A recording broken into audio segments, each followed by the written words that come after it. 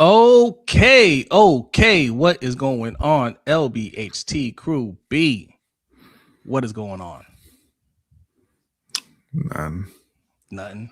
Nothing good. If you guys, some of you that have 4K watching this on your 4K screen, you can see a little bit of sweat around here. That's because I got finished coaching with my guy OTR Brandon. Shout out to OTR Brandon, the whole Off the Record podcast crew, man. Most of them are coaches. They're excellent coaches. And he's starting a summer workout for his JV basketball team. And I am very excited for this year. These kids, man, a lot of these ninth graders came back. They trimmed up. They're in the weight room. And these practices have been live. They have been hustling. I am very proud of those boys. So shout out to Wild Lake JV's basketball team. All right. It's gonna be a fun year. It's gonna be a fun year. Okay. Who do we have in here? Myron, salute. What's good with you, Myron? Coach. Talking about coaching. There's the coach right there. That's the coach. What's good with you, man? Good to see you. Just Aloe says, good evening, everyone. I hope your week is going well. It is. And yes, it is Wednesday. Happy Wednesday. Hope your week is going well. But if not, hopefully it gets better starting right now. We are streaming live on YouTube, Facebook, and Twitch. So wherever you're watching this, make sure you hit that like button, follow, subscribe, all that good stuff. If you're listening to the audio form of this, we put this out on Thursday at noon. If Captivate lets us do it, because we couldn't do it last week. We apologize for that. But make sure you leave a 5-star review because we are trying to grow on that side of things. Okay. We got the super producer in the house. Adelia says, hey, everyone. Welcome. Hit the like and subscribe. If you want to guarantee your comment is read on air, super chat or cash app, $ LBHTShow. That's how you do it. Sign up for the newsletter and more at LBHTShow.com. And we got a pick 'em league. Okay. You sign up for a free membership. Okay, Ferris wants to come on. Of course. Let me give me 1 second, Adelia, and we can bring him up. V says no. Ferris is always welcome here. Free membership over on LBHTShow.com. That's how you sign up for the pick 'em league. There's already 80-some people signed up. Yeah, we're close to 100. We're close to 100. Let's make it 200. Okay, it's still early, but you want to play the experts? Listen, we're gonna have a lot of 1,000. You all playing for second? Yes. Did I freeze up? I think I froze up for a second. Yeah. Okay, I'm back. Froze out of fear. Yeah. Frozen out of fear. There you go. I don't freeze. Okay, I don't freeze. We got a super chat from TC. Man, salute to you, TC. Appreciate you. Thank you. I just want to say something real quick.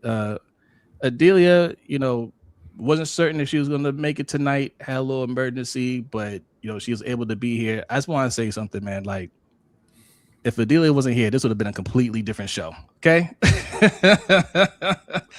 We are used to the finer things in life. I got home like 5 minutes ago after having to evac for grass fires. Yes. Me and B used to handle this stuff, but we've gotten used to the finer things in life. Yes. When Adelia is not here, we don't know how to hit start. Literally, we was about to cancel the show. Thank you for making it, Adelia. Me and B had an eye contact, like, yep. Who else we got in here? We got how dare you, Urban? Says late as usual. What up, chat? What are you talking about? Hope all is well. What's good, Urban? Good. We weren't late.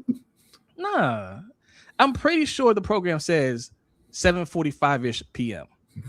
I'm pretty sure that's what it says, and that's exactly the time that we started. Okay. I'm pretty sure Urban gonna spend his Wednesdays outside the club from now on. That's what I'm sure of.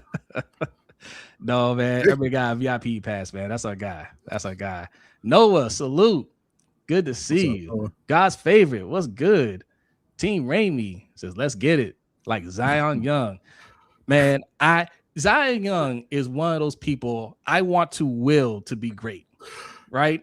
Yeah. Like, I love his energy. There's some players you're just like, you just like, please just let him get like 2 sacks today, please. Like you want, like, because he's the type of player, if he goes off in a game, especially at a home game, the crowd will get hype. Mm-hmm. You know what I'm saying? You root for players like that. You want, because really, and don't like to make the comparison, but that was Ray Lewis, right? Ray Lewis did a lot of hype before the game. He get the team hyped up, but then he backed it up in the game. Yeah. There was always a tone-setting hit in the game that would get everybody riled up. I'm hoping that's Zion Young. Boy Wonder, what's good? Good to see you. Living Legend, what's good? Says Coach Jose, put me in the game, Coach. I'll put you in the game, man. I'll put you in the game. You got it. You got it. I'm just an assistant coach, but I'll put in a good word for you. Hey, Afia, what's good? Good evening. Good to see you. Came in the morning show and came to the night show. Appreciate that. Wayne Drummond, salute. Matt D, salute. Shelly Shell, what's good? Good to see you. All right. Imani's here. Ty Riggs is here. Oh, I see what's going on, B. Football's almost back. It is on. Well, it is back. Carolina started today, so it is back. Yes. Not a lot of good updates. Well, it's the rookies that report today. The vets report. Yesterday. The vets. They report yesterday. Today. Yeah. Okay. Yeah. Got you. So then a week from tomorrow, it will be the Ravens veterans, I believe. The rookies report a week from today for the Ravens. Slackers. I know. Shelly Shell said, "Thank you, Jesus." Hey, look, the World Cup was fun. I hope. Yeah, it was. I hope y'all tuned in, even if you're not, soccer enthusiasts. Just having it on in the background, the energy from the crowd will, is entertaining. So I hope you caught a little bit of it. All right. All right. So training camp has officially begun in the NFL, starting with the Panthers. Next week, the Ravens. We have topics, even though there's not a lot of news coming out yet, which I don't expect on the first day. Especially with the Panthers, because there's some news from the Panthers. Didn't come from today. Yeah. Oh well, not good. I was about to say, B's face tells me it's not good news. So we'll get to that. Hold on. Let's pause the show for a second, because Tracy is here. What's up, Tracy? Good, Tracy? She says, "Hey guys, I can't wait to see what Zion and Vega do for this team." Facts. I think they're going to do big things. I am excited. All right. Which rookies are you guys excited about? I'm curious. Because we have like 18 rookies on the team, so I'm just curious, like which ones you like. I like those two though. There's a few that I like, to be honest. There are, if I go through the list, there are a few that I genuinely like. Short term, like they could contribute now, and ones that contribute down the road. I think this might be one of EDC's better classes. I would hope so. It better be. It better be. But I do believe. I think he hit on more than a couple. I'll just put it that way. Mm-hmm. More than a couple. Yeah. Brock, what's good? Yeah, we got Void, member for 2 months. Appreciate that. Says ball is returning. Time for the Ravens to determine my temperament for a few months. Should be all right this year. Don't you hate how sports does that to you? Friends, I hope so. I hate we are rational people, but sports still controls our emotions to a certain extent. You know what I mean? So yeah. Myron said, was Jose and Brodny, everyone in chat. What's good? Hey, what's up, Myron? What's good? All right.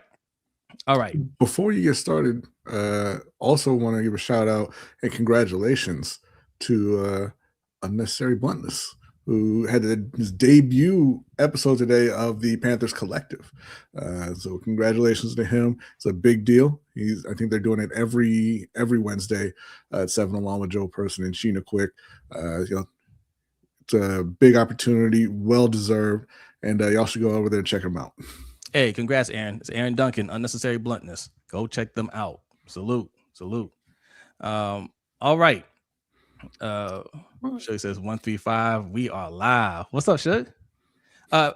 Ferris, we'll bring Ferris up after the Black History fact. All right. Are you ready? All right, Joe. All right, y'all. Here we go. We like to start every show with the Black History fact, and B and Akole have a Black History fact for you.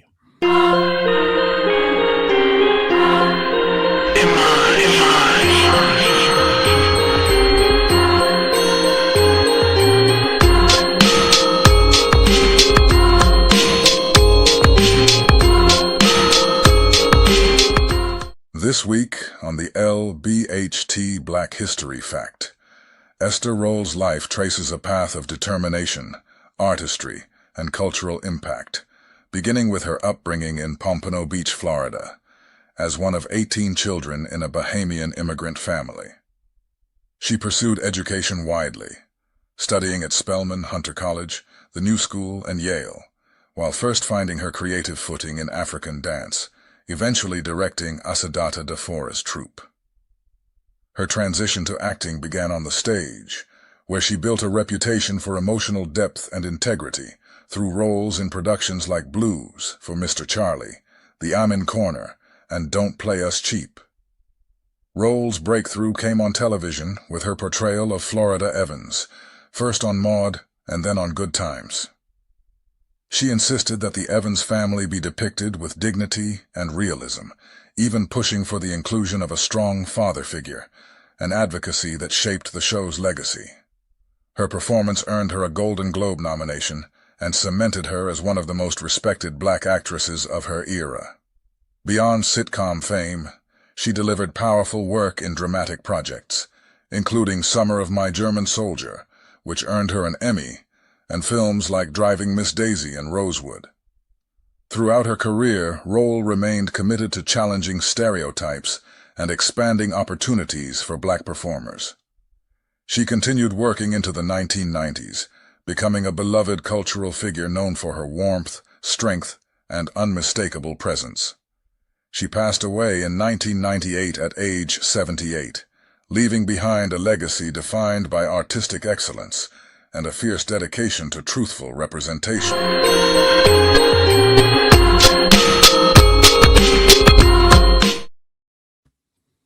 Salute to the Black History Fact. What is going on, Ferris? I'ma need a day off. I think I call Ferris up. Ferris is back, y'all. How's everybody doing? How you doing, man? I'm doing good, guys. How is everyone? Doing great. All right. Where do we want to? You see this bookshelf? I got a bookshelf now. You got books now. Look at you. You're educated now. I got books you can now. read. Yeah, read. Good for you. Yeah, Ferris, newlywed. Congratulations. Now he figured, now that I got a wife, I should probably grow up. Okay, so that's why. Let me put some books on the shelves to make it look like I'm sophisticated. What? What? We all know you read, Ferris. You are the historian. You know everything about history. No, I bought Ferris a couple of books. You know where he put them on the shelf under the baseball books. So we're not talking right now. No, I didn't. I moved them up. You moved them after we talked about it. All right. I'm sorry that I preferred the sport over the fiction book. Baseball's barely a sport, bro. B does. But this is the B football shelf. You can books. see the football shelf, man. This is the football shelf. American football and world football. This is all the football shelf right here. Hey, B, don't say anything, Ferris. B, read this name for me. Human being. Yes, you got it. Human being. Yes. Because he was there earlier. Now I didn't see it first. Hendo saw it and said the name. I was like, I'm glad you read it before I did, because I would have said What's going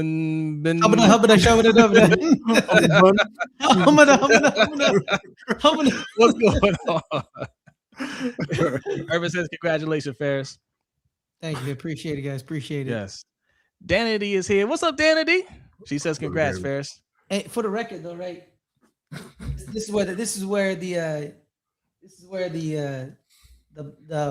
football books ends, right? So you get strategic. What's up, Yolanda? Good to see you. Hey, Yolanda, how you doing? Who else is here? Black Dave, salute. And Yolanda says congratulations. And Kobe says congratulations. What's up, Kobe? Thank you, everyone. Yes. All right. Y'all kind of like the setup we had last week with the different categories for the players, and we'll discuss each one of them. So I did something similar this week.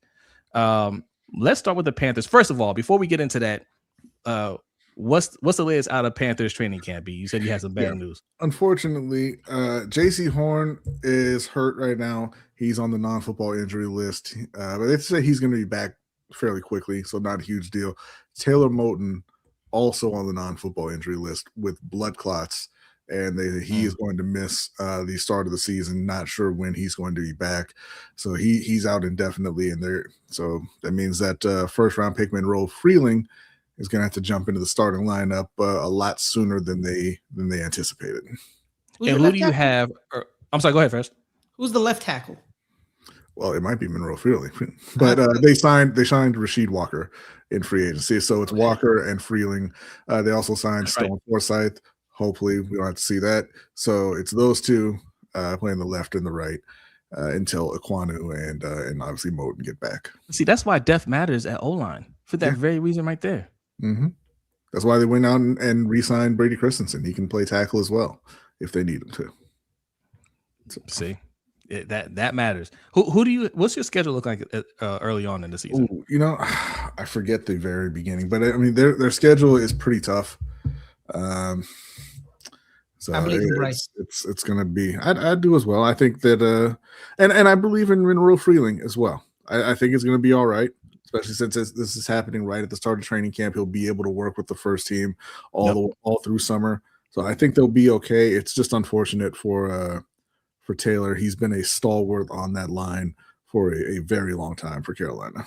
Hey, shout out to Kobe with the super chat. Appreciate you. Says Harbs Giants speeches my new white noise for bed. So Carolina, they're white noise too. Carolina's starting out with Chicago, Atlanta, Cleveland, and Detroit, and then they've got their bye. Oh no, that's not that tough. That's not that tough. Chicago and Detroit are both good. Atlanta is a division opponent, and then there's Cleveland. If one of those guys in Deshaun or Shador learns or remembers how to play quarterback, that's 4 tough games in a row. Mm-hmm. Facts. Well, I think you shouldn't be scared of Chicago. I think Chicago people like with Chicago last year, their defense, it was predicated on a lot of come on, man. It's lost. That's that Ohio State education right there. I don't agree. I don't agree because last year Chicago really relied on situational third down and long, and because they could play a lot of coverages, right? They were a big turnover team, but if you didn't turn over the ball, you tended to beat that Bears defense. It was kind of like fool's goldish in a sense. Like you could move the ball against them. You know, you just don't have the. And unfortunately with Bryce, you know, sometimes he has that one turnover. You're like, what are you doing? Like, you know, like we're not doing that this year, though. Yeah, exactly. That's what I'm saying. It's like, I think you can beat Chicago, right? Yeah, I think you can beat Chicago. Chicago, I mean, all those teams are beatable. I think it's just a tough schedule. And I think the bigger worry in Chicago is the guy on the other side of the ball, and Caleb Williams, who was just pulling miraculous throws out of nowhere on a regular basis. Man, it was magic. And also, too, like, how healthy is Detroit? You know what I mean? Yeah. How healthy are they, right? Because they've been bit by the injury bug early, often, sometimes in the preseason, and it's kind of carried into the season, right? So, you know, depending on how healthy they are, they're beatable. And then, you know, have court dates coming up. Exactly. Pretty much. He doesn't play for the Detroit Lions. Not anymore. And then, and like with Cleveland, you know, it's kind of a wait and see. You know, it's kind of a wait and see. Oh no. Is there another one in our midst? I not too much on the Ohio. And listen, there's nothing wrong with an Ohio State University. It's fine. When did the start? I've known it all my life, but when did it start? After Miami started calling themselves the U and they wanted to feel special too. Oh, yeah. It's not an old thing; it's a new thing. Ohio State. If you say the Ohio State, that sets them off. It's that's what I said. I said the Ohio State. What's up, Sutton? And Ohio State University. Yeah, that's fine. There's many of them. There's many. But that is their official name, the Ohio State University. No, because there's the other one. Sure. No, it's just Ohio. Isn't it Ohio University? Or is it the University of Ohio? Bobcats you talking about? Yeah, the Bobcats. I think it's just Ohio. It's not Ohio State. It's Ohio. There's only one Ohio State University. That's okay. So that one's Ohio University. The D is a little over the top. Okay, yeah. So the other one is Ohio University, right? Yeah. That's the one. Joe Burrow's dad was the defensive coordinator for like 15 years. Yeah. We were the first. You're the only. There's only one Ohio State. Here's the thing, though, Kwame. Nobody cares. Right? Everybody cares about the U. Nobody cares about Ohio State. Man, they just won a championship a year ago, man. They can still talk their talk, man. They can talk. We just ain't listening. All right, it's just one of those things. Like college football is much better when Miami is on top. That's just a fact. Because we're just cooler, man. Even our scandals are cooler. Listen, I hate to admit it, but it's the same thing with the Knicks, right? The NBA is better when the Knicks are good. Yeah, it just is. It's more interesting. Yeah, so all right, Jose. You and your 18 first round picks, they're gonna pan out one day. I think they're gonna pan out. They're gonna pan out. I mean, let's B's trying to make you feel good right now. That's like, congratulations. I don't need him to make me feel good. I don't need him to make me feel good. So, I got evidence to feel good. You saying the NBA's been bad the last 60 years? Is that what you're saying? No, they've been good in spots. Yeah, the 90s we were good. The early 2000s we were good. In the 80s we were decent. You bought a ticket for Bernard. That's Bernard. That's right, Hendo. The University of Maryland. Hey, you know what, man? I got my eyes on Maryland. I really do. Malik Washington. No, Malik Washington, their star freshman quarterback. They have an excellent business school. Yep. Mm-hmm. No, hey man, they kept their main. Their food court is Jose. Usually the top player in Maryland has parking been leaving. not bad. He's been leaving, but this year they kept Zion Ely in state. I can't wait to watch him, man. It's unfortunately, you got Mike Loxley. That's the problem, but he knows how to recruit. Yes, he does. Yes, he does. Yeah, can we recruit a play caller? That's a good point. There's nothing better than collecting talent and not having any idea what to do with them, so that you can watch all these super beautiful players lose. I personally love it. I love it. Amazing. I can't wait to talk about them. Okay, let's pull up this graphic for Carolina Panthers. This is Carolina questions. Okay, you mean the Carolina Panthers. The Carolina Panthers. Okay, first up, biggest camp battle. Who you got? You know what? I'm not sure how much of a battle they will actually allow it to be, but I would say Jonathan Brooks versus Chuba Hubbard for the lead back. But I don't know if they're going to still try to take it slow with Brooks and kind of be cautious with him until the season. But for me, that's the top thing that I'm that's on my mind, because I think that Jonathan Brooks can be kind of transformative for the offense. So, okay, Jay says battle for wide receiver 3. Look, I'm gonna throw a little surprise out there, and this is kind of tying into number 2, which is breakout player. I think wide receiver 2 might be a little battle. All right, if Xavier Legette can turn the light switch on, he can flip it on. Okay. Jalen Coker is good. Jalen Coker gets hurt a lot. I'll tell you what, though. Well, what do you mean by light switch? You mean like one of those like flip the switch? He flipped the switch. Like you mean like those environmentally healthy switches, or like the one that's a little faulty? Like the efficient, what type of switch? The efficient one. Like what? Okay. Listen, it doesn't matter what type of switch it is, because he's gonna reach out and he's gonna slam his hand into the wall because he has no coordination. I mean, more likely result, but we're talking about battle. Okay. Yeah. If he goes out there, because this happens, right? You get a guy that's talented and doesn't live up to it, and then one camp he shows out, and coaches are excited because they see what they were looking for when they drafted him in camp. Maybe he puts it together in a preseason game, but then because he can't do it consistently, kind of unravels a little bit. So that's what will make it a battle. That's what will make it a battle. I think it's the tight end one. Is it going to be Jadavion Sanders or Tommy Tremble? Because you want to, because you have the wide receivers, right? You have Ted McMillan, Teteroa, McMillan, and then you have Jalen Coker and Legette going off on the the boundary on the sideline. But you need to open up the middle of the field.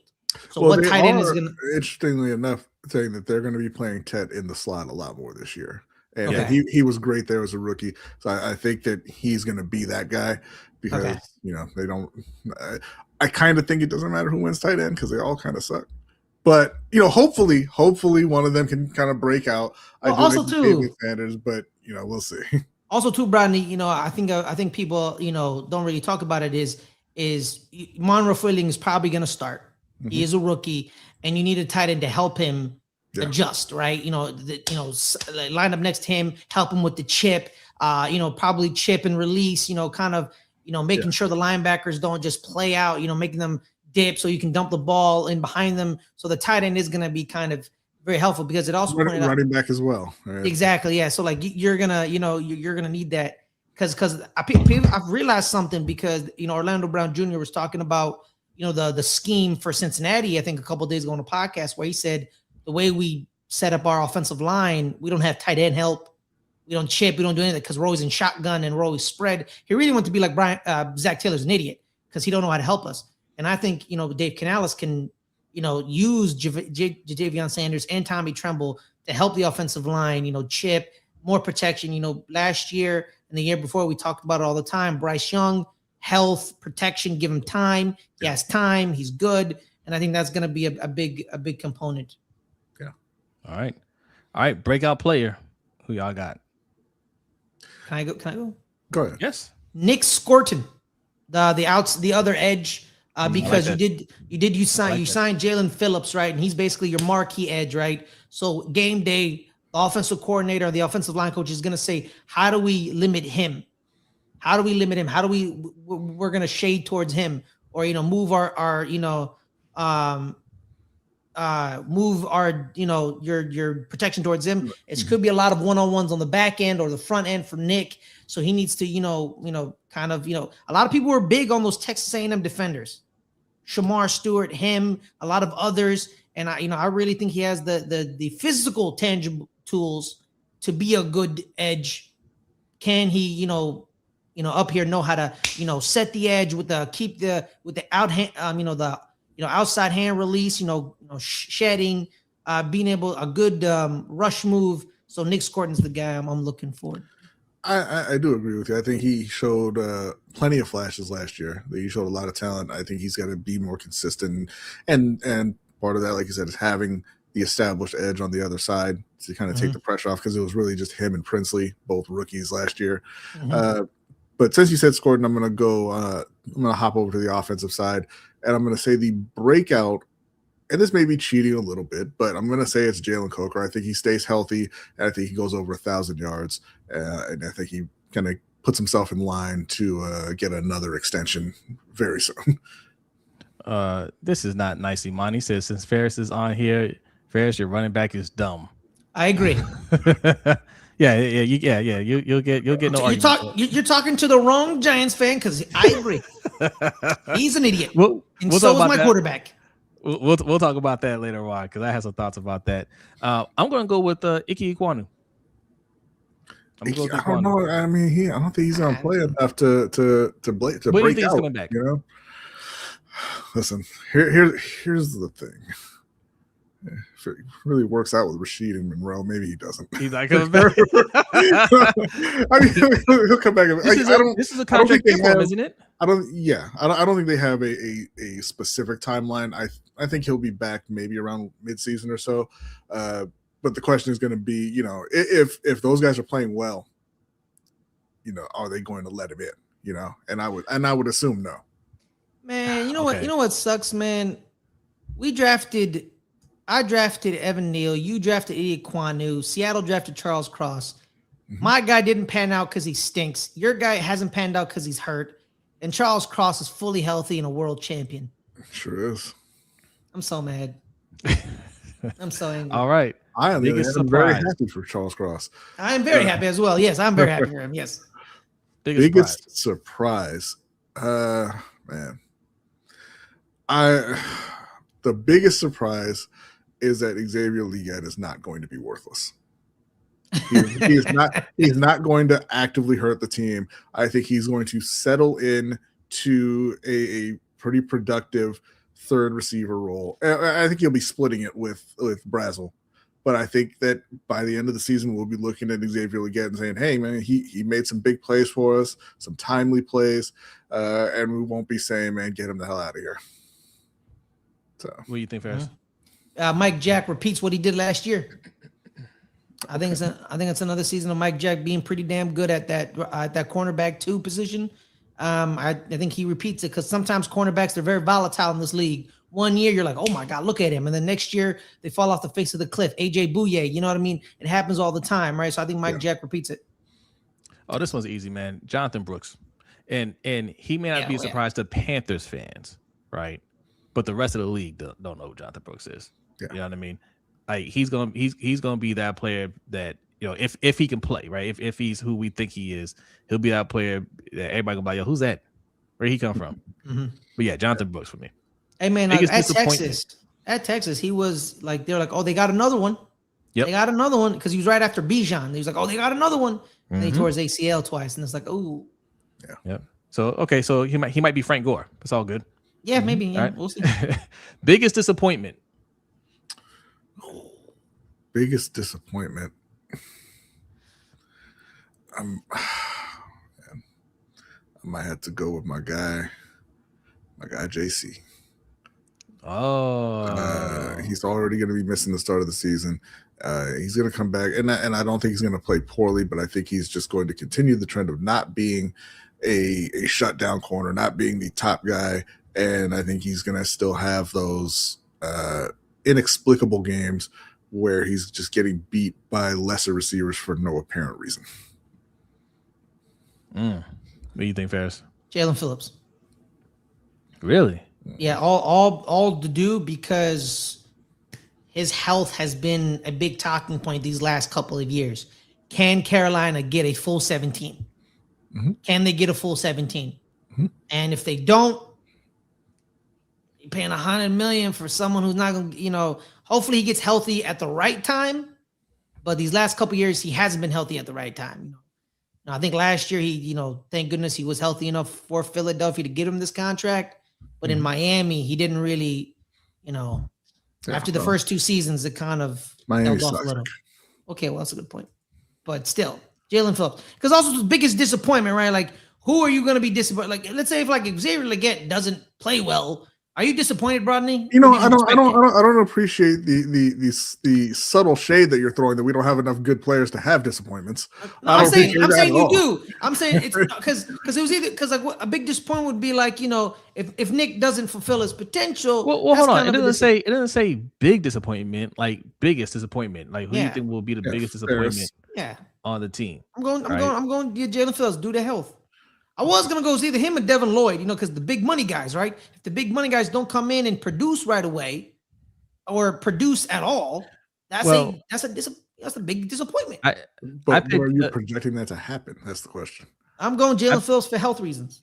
I picked Ike Ekwonu to be the breakout player, but B told me cancel that because then he's not playing until midway through the season. So then he might end up actually being the biggest disappointment if he doesn't come back till midseason.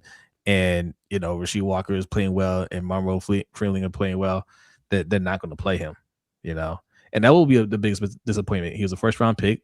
This is, he's not. I wouldn't call him a bust, but he hasn't quite worked out. Like he needed this year. He was on the verge when he had that knee injury. He was playing well, so it was really unfortunate timing for him and the team. Biggest disappointment. biggest disappointment. We do have another comment here from Yolanda. Wait, Brian, you're just going to completely ignore my Gators like that? I'm sorry. Are they a football club? What is that? What are the Gators? A lot of people have been ignoring the Gators for the last 10 years. I don't understand. Yolanda. If you could elaborate on that in the chat, I'll be happy to respond. I just don't know what you mean. SV Cam, Kabashi, salute. Osmond, salute. I see y'all in there. I'll go Bryce for real. It's his contract year, ain't it? You want Bryce for biggest disappointment, man? That was gonna be my wait. Biggest disappointment or most approved? I think he's thinking we're on number 5. We are going to number 5 now. Yeah. Myron, let us know what you mean. Like, did you mean for biggest disappointment? Number 4 or number 5? Number 5 is most approved. And I agree. If you're talking about Bryce Young for most approved, I'm gonna say Bryce Young as well because, like you just said, it's a contract year. Yeah, I agree. Yeah, it's Bryce, but in the interest of some variety, I will go ahead and say Jonathan Brooks because he's coming into his 3rd year and has about 7 touches to his name as the first running back drafted in that class. Yeah. Pray Taylor Morton recovers from blood clot issues. Facts. Okay, number 6, X Factor of the season. Go ahead. Lee Hunter, rookie out of Texas Tech. He needs to have a good first year to alleviate the pressure off of Derek Brown because Derek Brown is the most disrespected defensive tackle in the NFL, period. Like someone pointed out, I think someone tweeted out, if Derek Brown doesn't play for Carolina, people would know his name. That is correct. Because Carolina gets disrespected. Small, a lot of teams that, you forget about these small market teams. You don't really talk about their players. You talk about defensive tackle, 100 tackles in a season. That's unheard of. Lee Hunter needs to come in and reduce the amount of double teams and triple teams. He's probably still going to get double teamed because you're still going to double team him because you're like, Lee Hunter's a rookie. But the amount of times you have to double team him, you want Lee Hunter to help decrease that. And, also punish them because he's going to get a lot of one-on-ones. So he needs to be the X factor on the defensive line. Yeah. I'm going to go along the same lines and say the entire defensive line is going to be the X factor because you brought in, they were one of the worst in the league in terms of pressuring the quarterback. So you got Jalen Phillips after you drafted Nick Gordon and Princely. And, like you said, they needed some help next to Derek Brown. So they went out and they drafted Lee Hunter in the second round. And I think that quietly they're going to have, by the end of the season, people are going to recognize them as one of the best D-lines in the league. With Gordon, with Phillips, with Derek Brown, with Lee Hunter. I think they're going to cause a lot of issues for opposing offensive lines. I'm going to say Chris Brazzle. Brazzle Dazzle? Brazzle Dazzle. If he can come in and give some meaningful snaps as a rookie and be that third option, that opens up so much of the offense. So much of the offense. And they can really cook and Bryce Young can get paid. So the pressure isn't on him per se because you have some talent there. But if he can come in there and do something, that makes it a whole lot easier for everybody else. Yeah. All right. Team MVP. I love talking Panthers, man. Team MVP is going to be Bryce. Bryce is the guy in Carolina. He is one of the most clutch players in the league. And as long as he, continues to work on his consistency, as long as he cuts down on those turnovers, he's going to be the guy driving them to wins. I think he's going to have a very good season. He's going to establish himself. I mean, I think he's, done that for most Panthers fans already, established himself as the franchise quarterback. I think he's going to establish himself as that in the eyes of fans around the league as well. And now they've put some weapons around him. So I think you're going to see the numbers follow as well with his play. Yep, I agree. You agree, Fash? Devin Lloyd. Okay. On Devin Lloyd, because I remember last year, me and Brodny would have conversations about the Panthers every week, and he would like try to rip his beard hairs out because they couldn't cover anybody in the middle of the field, and their linebackers were not. Brodny would be like, "Who paid these men? Where did these men come from? I don't know who these men are." Brodny would be like, "Someone save me from jumping through the screen and Trevin Wallace." Exactly. So so Devin Lloyd is there to not let that happen. And if he has a great season, that's going to be pretty damn well good because it then forces teams not just like, oh, last year we could beat Carolina through the middle. Sometimes against the Rams, the Rams beat you in the playoffs. I saw a couple of those, crossing routes that, McVay likes to do. So if he can eliminate that, Carolina alleviates once again, and you then have to go to the boundary, which then forces you to throw to Mike Jack and JC Horn if he's fully healthy, which are a pretty good 1-2 on the outside. So yeah, I'm going Devin Lloyd. Okay. All right. Record prediction. 11-6. I think they win the division. I think they surprise some of the better teams on their schedule, even though it is a very difficult schedule. I think they get a couple of big wins, and I think they establish themselves as the number one in that division moving forward. I will say 10-7, but just like I do with the Ravens in the regular season, you'll probably never see me pick them to lose a game.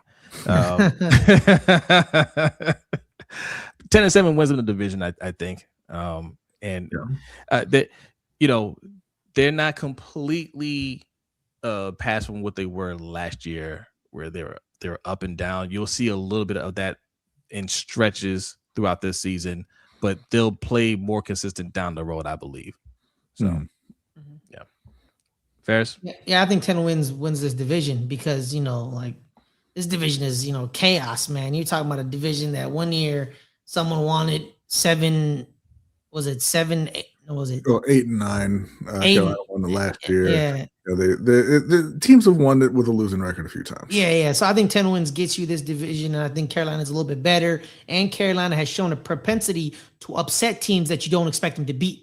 Kwame brings up the Rams were the second best team in the league. That is true, but Carolina beat them literally a couple weeks before their playoff game, and they were in that playoff game. So should have beat them in the playoffs. Yeah, too. Exactly. So like Carolina, they'll shock you. And I think didn't they also beat the Packers last year? In Green Bay. In Green Bay, right? So so I think Carolina 10-7, 11-6. I think that's a good range. Yeah, that's a good range. Okay. What's up, Ashley? Kwame says, to be fair, those Rams were the second best team in the league. No, because Brian, you said wait, you said you wanted an 8-9 Ravens, last year. Is that what you said? Yeah. So here's the thing too. Like in a couple of those games, Brian, I remember we were watching them. You could have won, I think, 2 or 3 more games. Oh, they could have beat Jacksonville absolutely. and Arizona just to Exactly. start out the season. Exactly. Yeah. So I think I think 11-6. I can see it. Yeah. Let's go on the positive side. Let's go 11-6.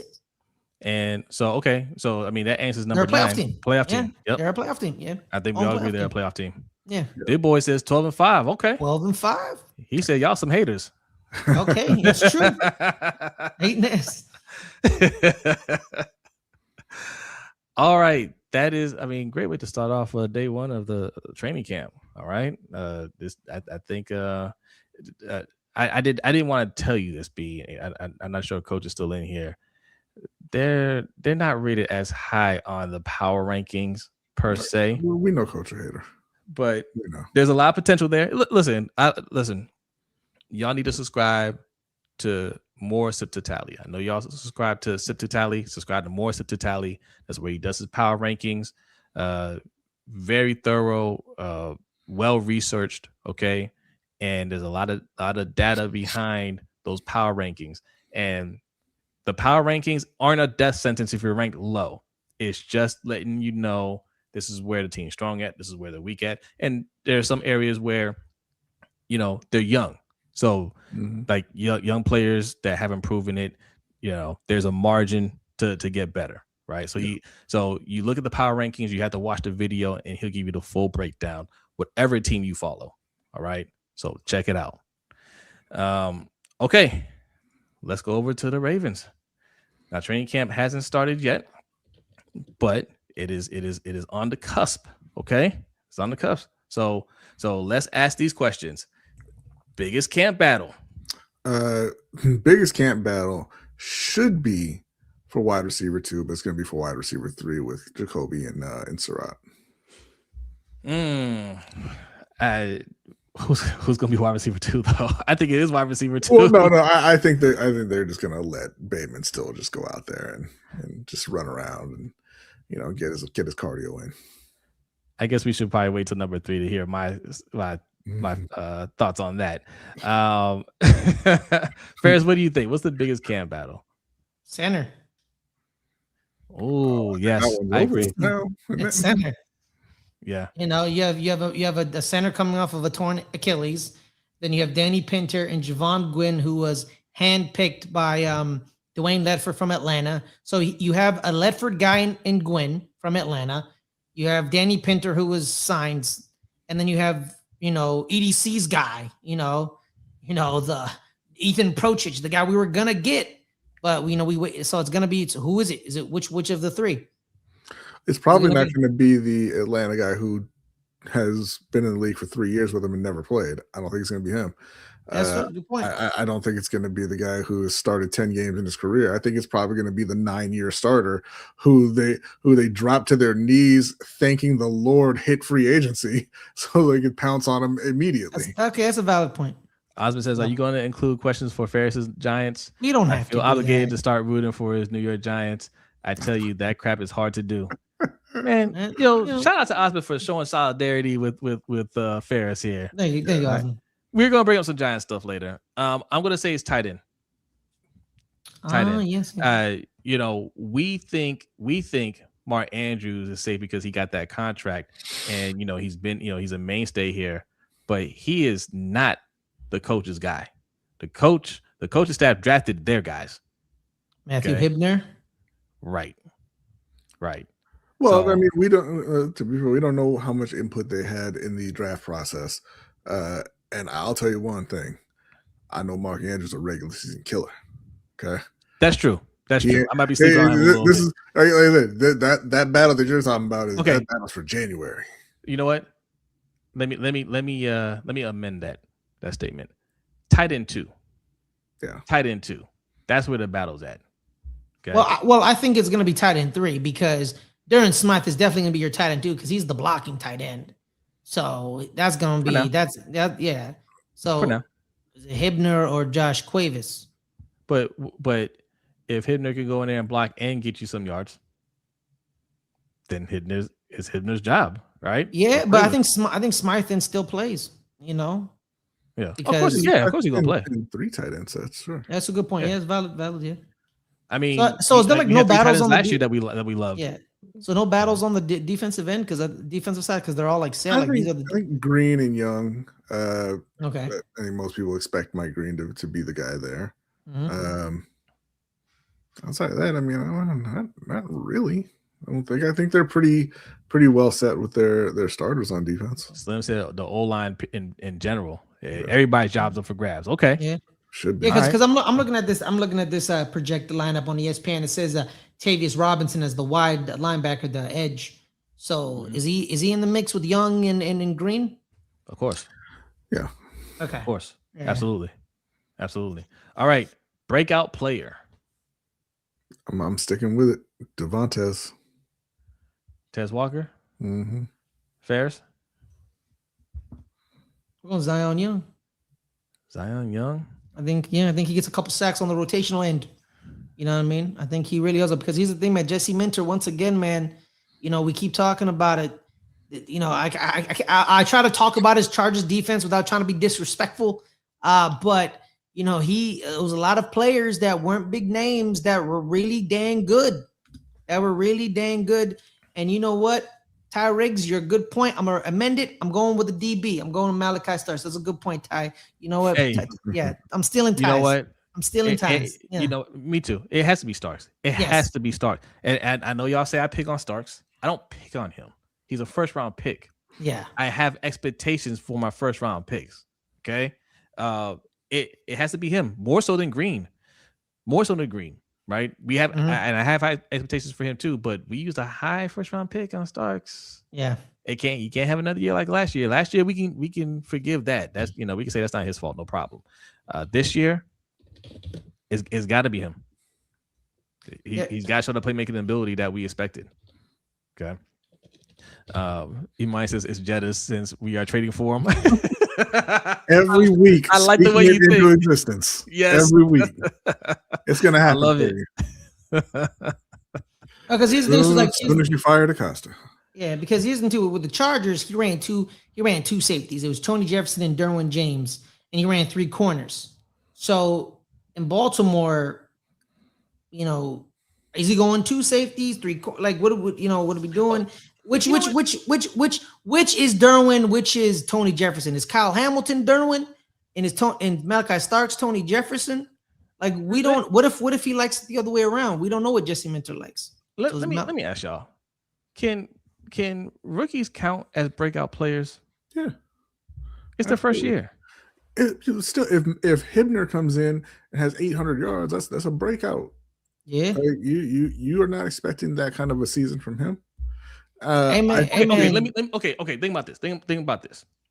A rookie comes in the league, sets the bar high, has a great first year, and then after that, his next few years, he's not good. But we look at his career up to that point. Do we say he had a breakout year 1, and then he kind of came back down to earth, or did we just say, man, he started out hot, and he didn't live up to expectations after that? I mean, you're talking about in hindsight, and I mean that can happen to any player in hindsight. Like Malachi Starks could have 15 interceptions next year. Hey, Geno Stone broke out. He had 7 picks because he wanted money. Yeah. Hasn't been. No, that I'm not saying there. like that defines his whole career. I'm just saying like you could look at Geno Stone and say, hey, his first couple of years not so good. Then he had a breakout year, and then he kind of came back down. I'm just saying like nobody really refers to the rookie season as a breakout year if they do well. I think if they don't do well, they kind of chalk it off as rookie season. Yeah. I think they chalk it off as like, oh, rookie season, it is what it is. But if they break out, they're looking for improvement in the year 2, right? Because I remember Aiden Hutchinson and Kayvon Thibodeau. Tibbs had 10 sacks his rookie year. So Giants fans were like, oh, can he get 15? Yes. Can he get 15? Yeah. Can he improve? And in some aspects he has improved. And unfortunately, injuries has kind of hampered him. Same thing with Aiden Hutchinson. He broke out his rookie year. He played very well for the first 2 years. Then he broke his leg. And then he came back and he's still as good as he is. So like I think rookie years, you play bad, rookie year, chalk it off. You break out, you broke out. Not saying you guys can't pick a rookie. I just thought about that, Yeah. Biggest surprise. What do you guys think for the biggest surprise? Well, for Ravens fans, I think the biggest surprise will be Adam Randall really is just a 5th round running back. Sixth round. Oh, I'm sorry. No, it was 5th round. It was 5th because that's where you had the multiple picks. Oh, that's right. Yes. Yeah. Outside of that, I think the biggest surprise will be, again, for a lot of Ravens fans, that really is just who Rashad Bateman is. Yeah, I mean, okay. I mentioned Adam Randall earlier in the show, and they did not like what I had to say, right? It was the biggest surprise cut. And I said, yes, I understand Bishotti had his hands all over that pick and everything. He drafted him. But 6th round is 6th round. And I'm not 5th round. 5th round is 5th round. And they might try to cut him and stash him on practice squad, right? And I think that's possible because he doesn't have a lot of experience. Look, you've got hating ass Kwame on your side, so how could you be wrong? I'm not rooting against any of you guys. I listen, surprise cuts are surprises for a reason, right? Okay, every year we do this. Every single year, every single fan base does this. We have guys that we think, oh man, this guy right here, watch out for him. Watch out, right? Jimmy Horn, look out, he's gonna be the one, right? And then they get cut, and you're like, damn, how could that have happened? How could this person that's gonna be Victor Cruz part 2 and how could this guy cut? Play in the NFL, yeah. And then you never remember that guy because the thing is you have to have you've got to keep it in check. Like if you had asked this question a couple months ago, if you'd asked this the week after the draft, I would have told you biggest surprise Jackson Kuwash Pro Bowl. Oh yeah. But now it's time to be serious. Right, like we're getting close to the season, training camp starting, so we're going to talk about the guys who are actually going to play and actually going to contribute. It's fun to dream about the late round guys panning out and giving you a great season, but the reality is it just doesn't happen very often. Oh, I like this prediction, Big Reg. That Justice Hill goes for 1,000 all-purpose yards. How are you going to do that as the 4th string running back, Reg? Yeah, he's got to play behind Adam Randall. You didn't know that? And Rasheen Ali. Biggest surprise, we go back to using the fullback position. Oh God. No, I think Rashad Bateman's getting traded. That's my biggest surprise. I think he's good. I think he's getting traded. It's a feeling. I don't think Trey Hendrickson has the impact that we expect him to have. Yeah. I'll tell you what, wouldn't be the biggest surprise to me. It wouldn't be, but it better not happen. Yeah, that's what I was saying. Is that a surprise or is that a disappointment? I was gonna say that was my biggest disappointment.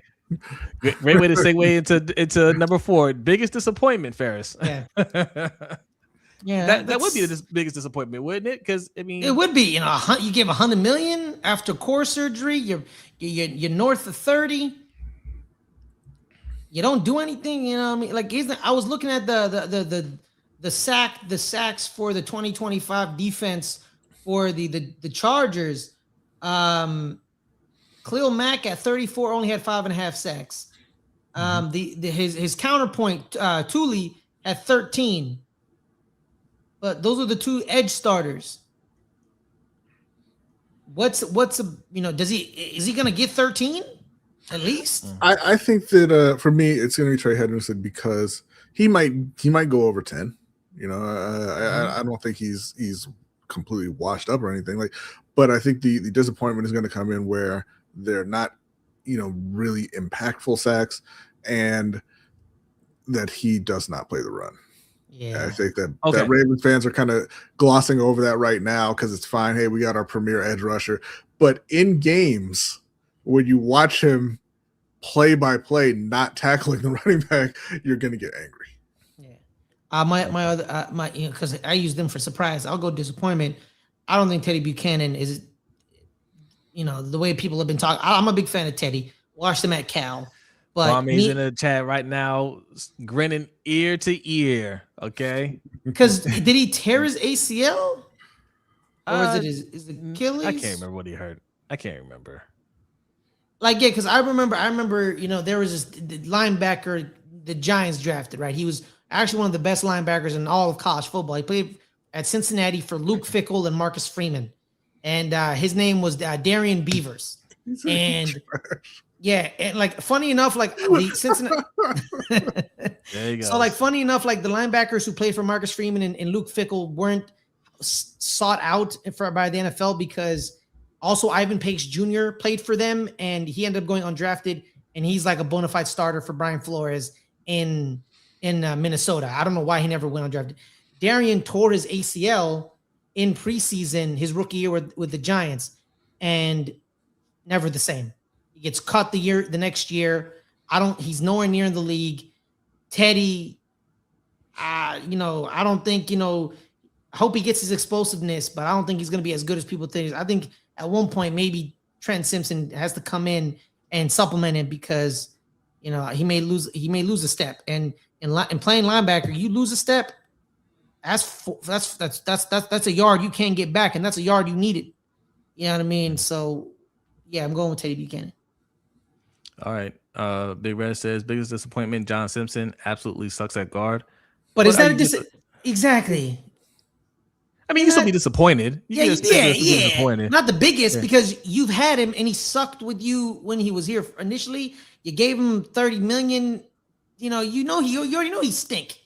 Yeah, I mean, so I don't think my biggest disappointment is one of the hot shot coaches turns out to be Okay. Which Declan Doyle? Is that what you're talking about? He's any one of them. Oh, any one of them. Just one of them. Yeah. What's up, Sterling? Good to see you in the style of Kendrick. Shout out Mustard. I shout lunch break. Good to see you. I am going to say Adisa Isaac. He's the biggest disappointment? Yes. I mean, how so? Has he given you anything is he gonna assault Mike Green and knock him out for the season? Yeah, bring on the jokes. Bring on the jokes. What round was he drafted in? The third? Third round. Number 3. Do you expect nothing from your third round picks? Not anymore. No, you expect something. No, you expect something, but what? We're it's year 3, 4? Yeah. Yeah, you're done, bro. It's done. Yeah. You've shown nothing in the first. He's already a disappointment. No, listen. No, he's had injuries, right? He still has an opportunity to go out there. Like that second edge rusher spot isn't locked up. He has an opportunity to go out there and do something, right? Yeah. He can turn all those things around if he goes out there and breaks out this year. But then the biggest disappointment is Mike Green and Zion Young. Exactly. There can only be one. Sorry, it's Highlander, man. Because but it's gonna be him. And listen, this is why we keep saying stop drafting 20 players, right? And especially on defense, and you don't give them any expectation. There's no expectations for them to do anything. You can't be a third round pick and do absolutely nothing the whole time you're here. Sorry. Just because you forgot about him doesn't mean there's no expectations. He was still drafted in the third round. If he doesn't at least get some meaningful snaps out there, gets in a rotation, biggest disappointment. You know what's crazy? The tone of the conversations around essentially the same guy when we're talking about Adisa Isaac and Jonathan Brooks. Because when we talk about Jonathan Brooks, it's, man, he's going to break out. This is going to be incredible. You know, he's going to be the X factor for the offense. When you talk about Adisa Isaac, you're like, man, that bum better do something. It's not. That's why I never said anything about Jonathan Brooks. Well, first of all, Adisa Isaac's been in the league longer than Jonathan Brooks. This is Jonathan Brooks' third year coming in. Yeah. And second, like, Adisa Isaac has gotten out there at times. You know, not much. Not much. And it's not all on Adisa Isaac. It's this organization. It's the person that's drafting, because, again, you draft guys high and don't have any real expectations for them. Well, and it's not just I can't just put it on Eric either. It's also on the coaches, because like they've never they don't have productive edge rushers in Baltimore. Yeah, but look, okay, perfect example, right? You talked about Jonathan Brooks. Yeah, they eliminated, like, they didn't bring back Rico Dowdle, right? They said no, Jonathan Brooks, we drafted him to compete for that spot. He's gonna be number 1 and number 2, and they're holding him to it now. Mm-hmm. They drafted Adisa Isaac, and they're like, let's get 5 more edge rushers. Yeah, right. Gotta have rotation. No. Yeah, but but here's the thing. No, but here's the thing too. The difference to me was that a right move by Carolina? Yeah, I think so. Okay. We'll find out. We'll find out. You can call it a gamble, whatever. But yes, it was the right move. But you gotta show faith in you gotta show faith in the picks that you make. Do you believe in these guys or not? If you don't, stop drafting them. Yeah. Right? Okay. Most to prove. Well, according to the media, it's Lamar Jackson. There you go. Most to prove. I know this is probably not going to be a popular pick, but I'm going to say Kyle Hamilton. I think that if you're going to just walk around every day and say best safety in the league, top defender, blah blah blah, all that stuff, you've got to make the game-changing plays to back that up. And he hasn't for a couple of years. He still played well. He's still a good player. But if you're going to be, that guy, you're going to be talked about that way, then you've got to turn the ball over, right? You've got to make those game-changing plays when your team needs you to make those plays, right? We talk about Bryce being one of the most clutch guys in the league. When Carolina needed those fourth quarter drives, they got them from him, right? Talk about Jalen Brunson. Jalen Brunson could be having the worst shooting night of his life, right? And he looks up, and it says fourth quarter, 6 minutes to go. Everything go. He don't touch the rim anymore, right? Amen. If you're gonna be that guy, you've got to make those plays when your team needs you to make those plays. Bro, down 15, beginning of the fourth. That ain't nothing. That ain't nothing, baby. But he's absolutely right. You got to have the mentality. I agree. I'm gonna go Nate Wiggins. Yes, that's a good one. First round pick, and he's flashed for sure. And I'm a big Nate Wiggins fan, and I think he's going to back it up. But this is the year. This is the year to do it. He's got to really show, because Marlon Humphrey number 1 spot and yes, and solidify it. Yep, absolutely. Roger Rosengarten. Yeah. Ooh, the right tackle. Okay. Here's the thing. So he bookended that Washington team with Troy Fontenot, right? Yep. Fontenot was the left tackle. Rosengarten was the right tackle. Because their quarterback was a lefty and Michael Penix, Rosengarten was the blind side, not Fontenot. People were like, but he played left tackle as well. So he's played both tackle positions. We can talk about, the horrible coach in Georgia, Warhop. People don't like him. He's horrible. But now you have one of the best offensive line coaches in the league. Time is ticking. Can you solidify that right tackle spot? You're no longer the blind side because your quarterback is a righty. Can you fight back Emory Jones Jr. and Carson Vincent, Diego Pounds, the undrafted rookie out of Old Miss? Because sometimes, sometimes an undrafted rookie, it depends. Sometimes it happens. It happens more often than not. But can Roger Rosengarten beat back the competition with the best, one of the best offensive line coaches in the league? You know what I mean? And a great offensive line coach can really change an offensive line. I saw it with the Giants with Cameron Barcillo. we went from the worst offensive line in the NFL. Like it was a football crime what that offensive line was, even though we had one of the best left tackles in the game, to a top 10. We were like 8th in the league because of Carmen Brasillo. So Roger Rosengarten. Okay. All right. You know, it's crazy. Like, it seems with Baltimore, we're kind of spoiled for choice with this most approved thing. All right. You could have said Roquan Smith as well. You could have said Roquan as well. Yeah. Some people did. I saw it. Yeah. X Factor. Who y'all got? Danny said every wide receiver on the team has most approved. I think it's gonna be Elijah Surratt. I think it's gonna be Elijah Surratt because I watched that Indiana team. I was a big fan of that Indiana team because he has something a lot of these wide receivers nowadays are lacking, right? And it's kind of now moved towards that area. His route running is precise. I watched him at Indiana, back shoulder fade, because he's not the burner. Like we keep telling him, like him, Omar Cooper Jr. was the burner. Charlie Becker was the burner. Elijah Surratt wasn't the burner. You know, the back shoulder fade, with Fernando Mendoza, where he's so crisp. He knows how to break it off at the top of the route. He knows how to, I don't know. I think they call it stamming. I don't really know what that means. But I just say his route running has been very crisp, has been very well. And you know what? We may see a lot of back shoulder fades with him and Lamar Jackson. That's a tool. I don't know if you guys did that a lot in well, you guys don't really pass that much in Baltimore. But imagine you're in the red zone. Elijah Surratt, hey dog, back shoulder, I got you. You know what I mean? I got you. Hit me right here. I think it's gonna be him. Okay. I think that I mean it's basically the same answer, but it's going to be whichever one of them breaks out between not even breaks out, but whichever one of them earns more playing time between Lane and Surratt. They need another reliable pass catcher, and that would be a game changer for the Baltimore offense, because right now it's Zay, and you know what Zay is going to give you, and Zay's a great player, but when you can't get to Zay, if Zay's not in the game, they're double covered Zay, whatever it is, where are you looking, right? Because you're not even looking at Mark Andrews as that reliable anymore. That was a few years ago where you look at him and he's like, that's Mark's domain, moving the chains, middle of the field, all that's Mark, but not as much now, right? And they need another reliable guy that Lamar can get the ball to when Zay is not available. And no, it's not Rashad Bateman.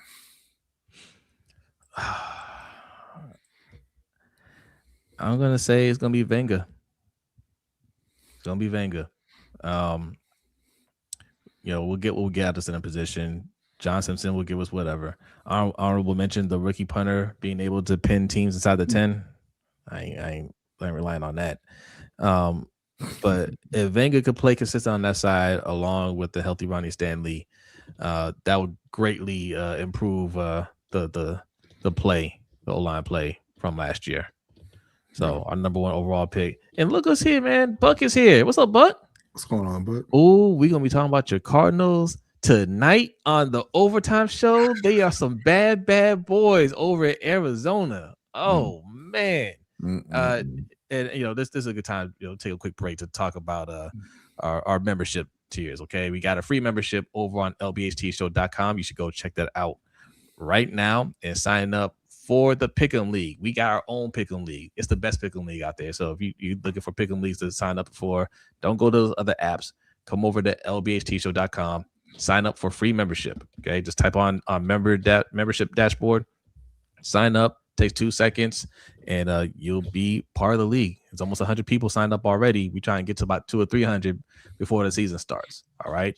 For the premium membership, patreon.com/LBHT show. That's where you can find the Overtime Show.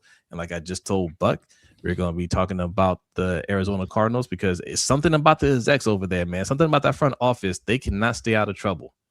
All right. So we'll be discussing Maybe it's that. the lack of accountability. How about that? We were talking about that. We were talking about these ESPN layoffs. A lot of stuff. We have a lot to discuss, and whatever you want to talk about. So, for as little as $5 a month, you can be a part of that. Okay. All right. Team MVP. Lamar Jackson. He's gonna be league MVP as well. It's always Lamar. So I'm not going to pick Lamar just for the purposes of the show. But Okay. it's always Lamar. Lamar's the best player in the NFL. Okay. Okay. So MVP outside Lamar then. Yeah. I think it's fair because I don't want all three of us. And sometimes team MVPs are different from sure, like the NFL MVPs. You know what I mean? Like because I remember in Pittsburgh they gave team MVP to James Ferrier one year, and you're like, wait, James Ferrier, so he had a great year for them. Because you know what you're going to get from Lamar, you know what you're going to get from Derrick Henry, and you expect it. So you're not, you're not. Derrick Henry is disqualified too. Well, no. I'm just saying, like you know what you're going to get from him. You know what you're going to get from Derrick. Those are the pillars of the offense. Okay, that's going to be my pick. So for me, it's going to be Zay. I think he gets into the end zone more often this year, and he is that kind of home run threat that they need on offense. Devontae, I think, can be that as well, but he's not at the same volume, right? They need a guy who can get them easy drives. So they're not going, 8 to 12 plays going down the field. Derrick Henry is capable of that as well, obviously, but through the passing game, I think you're going to see Zay break open those drives more often this year. All right, Ferris. That's a good shout, man. That's a real good shout because outside of the 1 and 2 running back, quarterback, he's the third most important player on that offense. Yeah, I'm agree. I'm gonna go with Brodny. Yeah, Zay, let's go Zay Flowers. I'm gonna go with Brodny. Yeah, I'm gonna stick with Derrick Henry. I don't think he gets as many yards, but he's gonna have more meaningful yards this year, I believe. Especially in the playoffs. I think. Listen, playoff time. I think Derrick Henry is going to go off. That's just a feeling. I can't base that off of anything. I just feel like this year, Derrick Henry and Lamar Jackson will not be denied. Yeah. So all right until they run into Bryce. Record prediction. We've kind of done this before, but let's do it again. 13 and this isn't our official. We're gonna do an official record prediction right before the season starts. Yeah, maybe a week of. Yeah, week of. Okay, 13-4. What do you think, Ferris? Yeah, I see it. I say 14-3. You want to steal my answer again? That's what you want to do right now? Well, you know what they say. You admire someone. The serious, most informed, version of flattery is imitation. So. All right, 13-4, 13-4, 14-3 for me. I see 14-3 in the chat, 12-5, 12-5, 15-2. Which one is it? Again, too easy? Because again, keep in mind they're starting 8-0 probably 7-0. Okay, yeah, Colts, Ravens, NFC East. Wait, hold on. NFC team. Cupcake. Hold on. Game too easy. That's a wide margin. 12-15 wins. Yes. Let's go through this. So I think Colts, dub, Saints. He never loses to NFC teams unless you're the Giants. So win. You're 3-0. Titans, you're 4-0. Falcons, another NFC team. He never loses to them. That's another win. So you're 5-0. Cleveland, those divisional games, they're unpredictable with you guys. I've seen you lose to Cleveland when you shouldn't lose to Cleveland. Mm-hmm. So you're 5-0. I think okay, and Danny says with this O-line 12-5, this isn't the same coaching staff, right? And I think even though you didn't see it quite from EDC this offseason with the moves he made, there's a greater sense of urgency, okay, to win, even with this new coaching staff in place.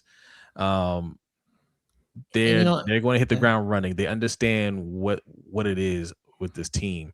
And even if the O-line may not be as talented, they're going to make adjustments to make sure that they're able to execute the way they need to. And more importantly, the defense is going to be held accountable. They're going to have to step up and pick up the slack wherever the offense is lacking. So more accountability on this team this year. So I'm gonna say 14-3. I'll play the Bills on my birthday. All right. Well, happy birthday to you.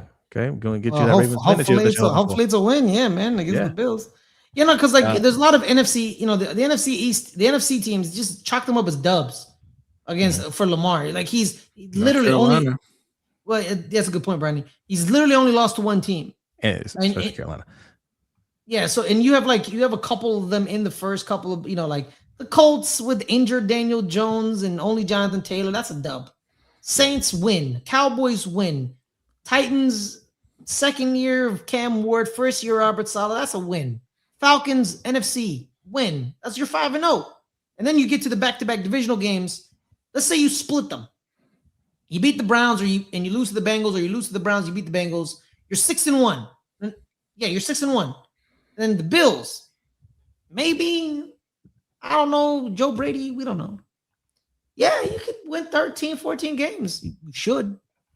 And of course, number 9 playoff team. Yes, they're a playoff team. Yeah. It really, that question is Super Bowl. Yeah, that's the question. Yeah, because he's we can talk about the Steelers, and back in the day, either they could sweep you or you split it, but it's Mike McCarthy now, so I don't know. Yeah, and this coach, like, this isn't Harbaugh. Like Harbaugh, like, yeah, like this coach, he don't have that same respect, for the division. Like he come in there to steal their lunch, take their lunch and come out with those wins. Like that, we're hungry. Well, I think it's more McCarthy than Minter, because Minter is a first year guy, right?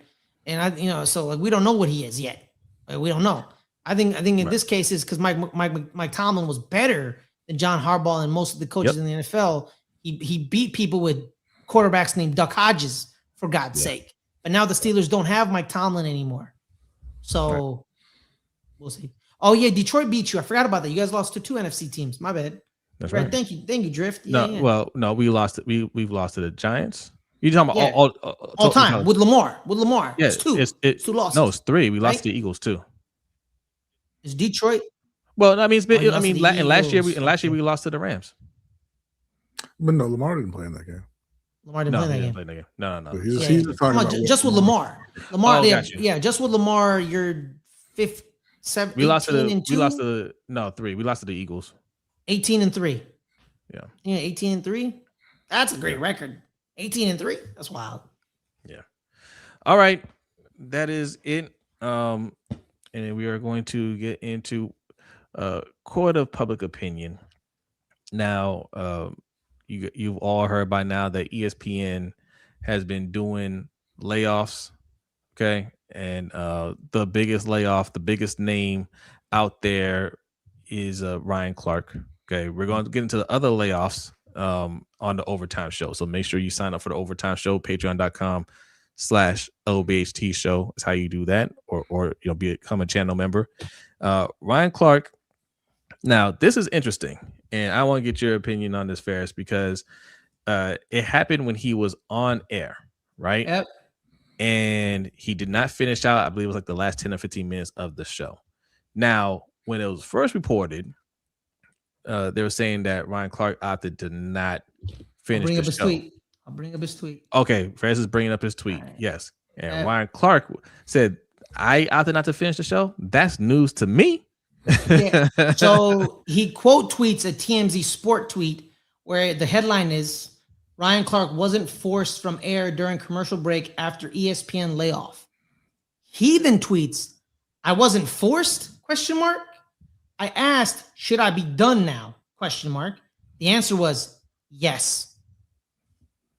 That's basically them telling them, yeah, you're done. Get out.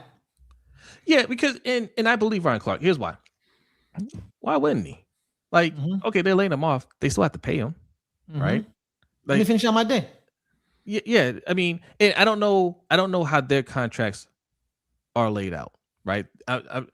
I feel like there's some guarantees in there, to get paid out to a certain amount. I mean, he may not get paid his full contract, but it might be like, hey, if you part ways with me for whatever reason, I still get X amount of money.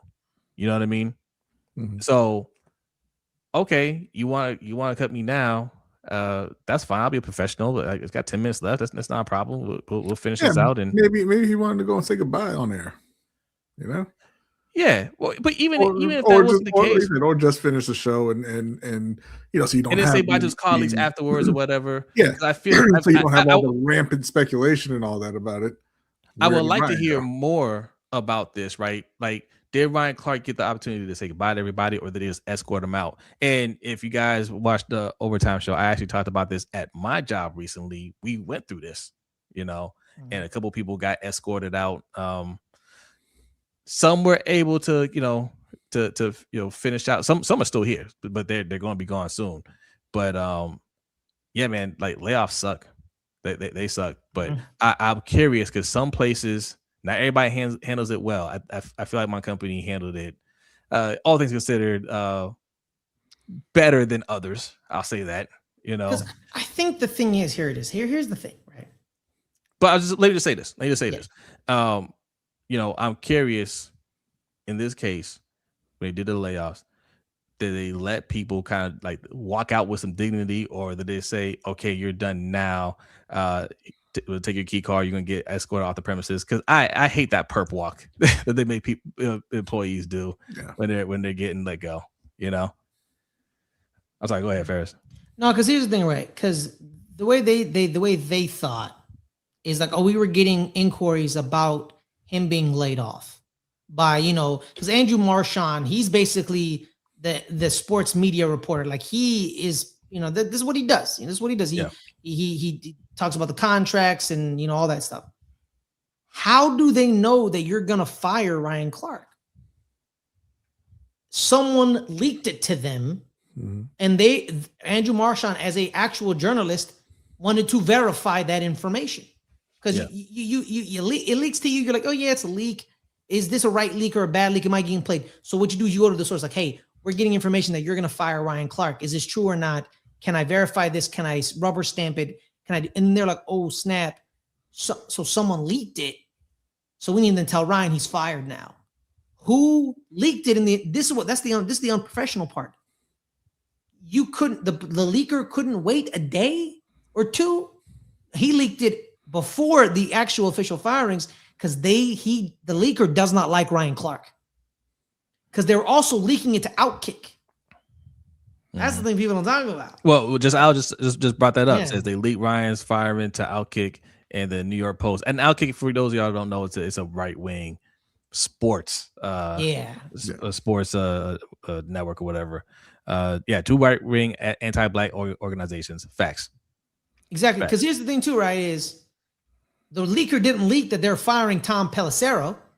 The leaker didn't leak that Charles Davis wasn't being brought over to ESPN. The leaker didn't say that Carl Ravitch, who's been there for 33 years, one of the guys in their baseball department, is being fired. No, they're like, the leaker said Ryan Clark is getting fired. Mm-hmm. Yeah. It wasn't they know that's red meat for their base. Exactly. Because the leaker could have said, here are the people who get fired. He could have just gave you a list. Here are the people who got fired.